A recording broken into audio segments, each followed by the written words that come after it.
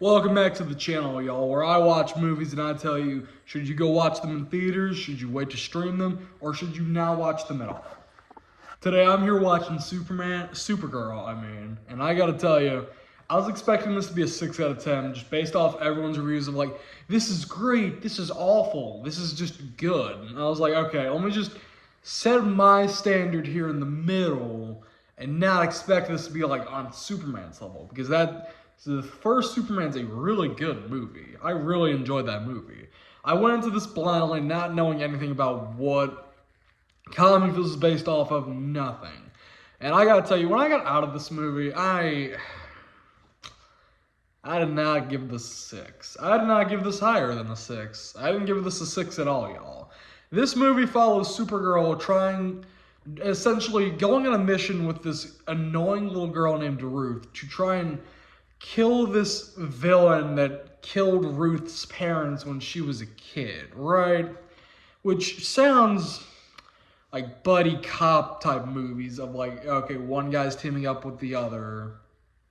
And it sounds interesting. And then you actually watch the movie for what it is, as it explores Supergirl's past,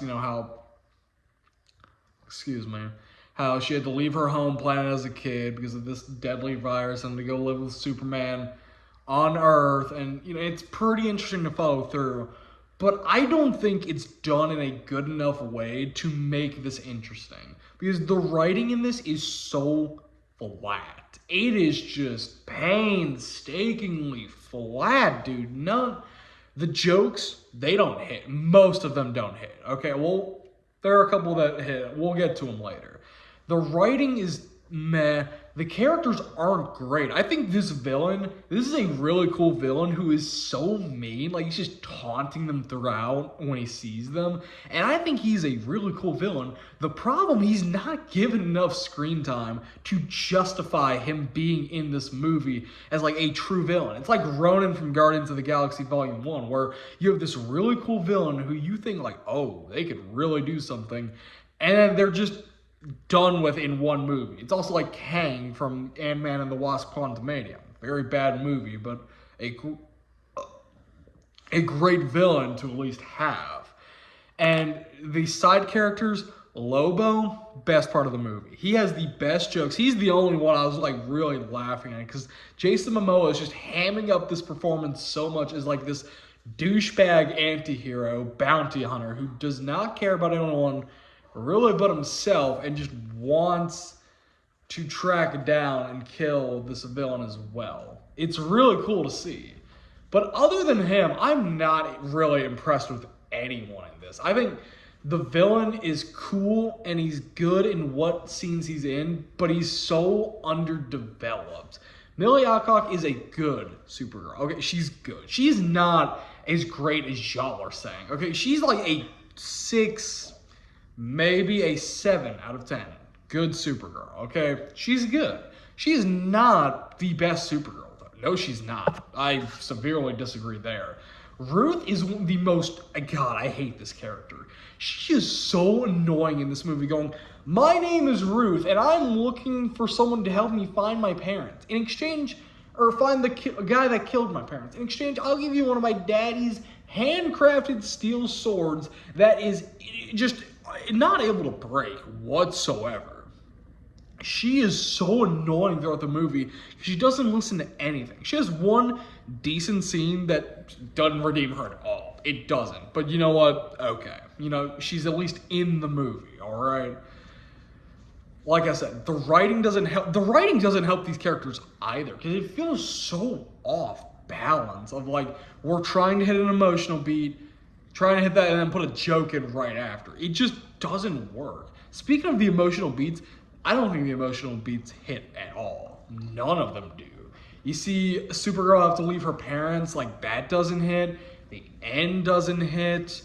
Ruth parents dying doesn't hit. I think that's more so because they're just not developed, because they die. Spoiler alert, by the way, for this whole video.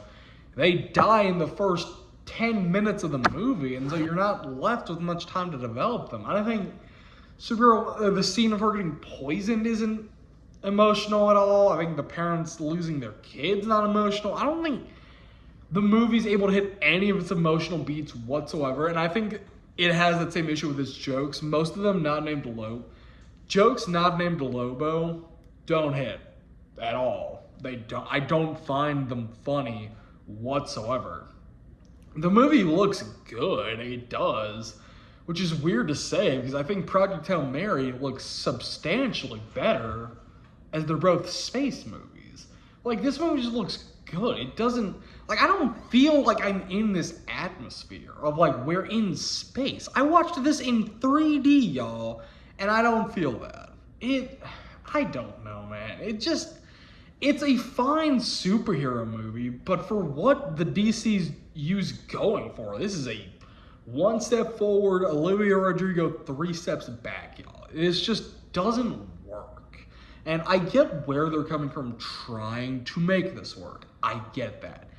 It doesn't work, though. It doesn't work when your script is underdeveloped and your characters aren't the best. You have good characters and good performances, but you don't have a great script to help back these performances. I mean, you have people trying, but it's not working. Overall, I think this is a fine movie. Okay, this is, for all my critiques and criticisms, this is not a bad movie. Trust me, I've seen bad movies this year. I gave this a 5.3 out of 10 because I think it has many issues, but there's also just enough to where this isn't a bad movie. The biggest thing this thing suffers from is it feels like Superman did so much because you have so much of Lex Luthor in that movie, and there's so much humor in that movie, and there's so many just like emotional beats that movie is able to hit so well that when you line it up with Supergirl feels like it's trying to do what Superman did, but it's unable to do that. It just flops trying. Overall, it's not a bad movie. It's not. I've seen far worse this year. But if you're going into this thinking this is gonna be like a 7, 8 out of 10, don't get your hopes up, y'all. If you liked this video, leave me a subscribe, leave a like down below, and comment down below if you want to see me do more of these movie reviews. And maybe I'll turn this channel into a film channel. We can go talk about Jackass Best and Last and Next, all right? And go to my Letterboxd, follow me on there, and look at my reviews, because I've seen 2026 movies this year, and I'm not stopping.